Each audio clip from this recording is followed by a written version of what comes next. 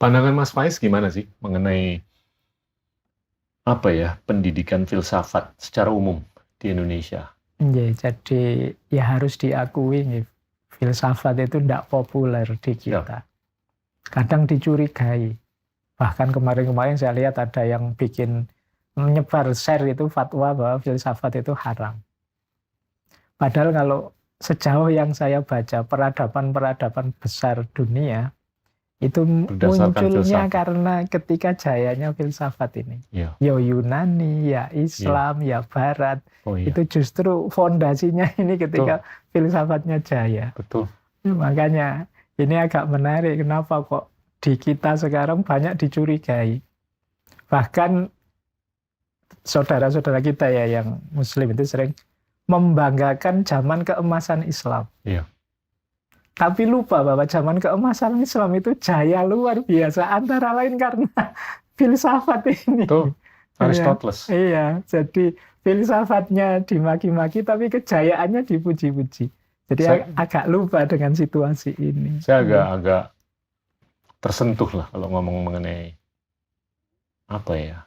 kenangan mengenai kejayaan Islam. Saya seringkali cerita mengenai gimana itu transformasi kejayaan Islam dari abad ke-7 sampai abad ke-13 terus menerus ke awal abad ke-20. Tapi yang paling keren itu kalau menurut saya secara filsafat dan secara scientific itu zaman Abbasiyah.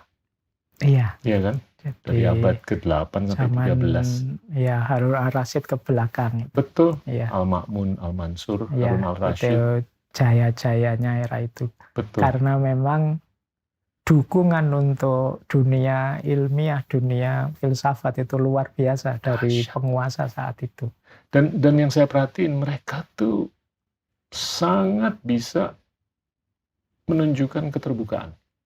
Tentunya acuan dari dan ke Aristoteles itu tinggi sekali. Tapi mereka membuka diri untuk belajar dari India, Tiongkok. Iya.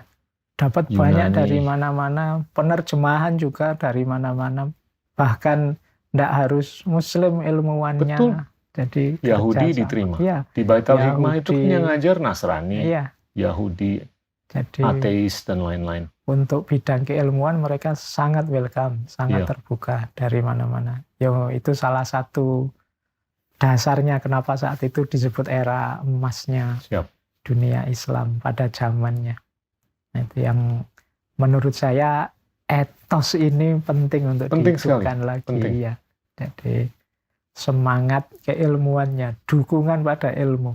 Bahkan saya membaca zaman itu ya, karyanya para ulama itu dihargai. Misalnya bukunya beratnya 0,5 kilo.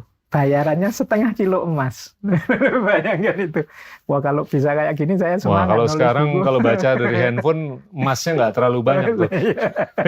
Mendingan baca dari buku supaya dibayar.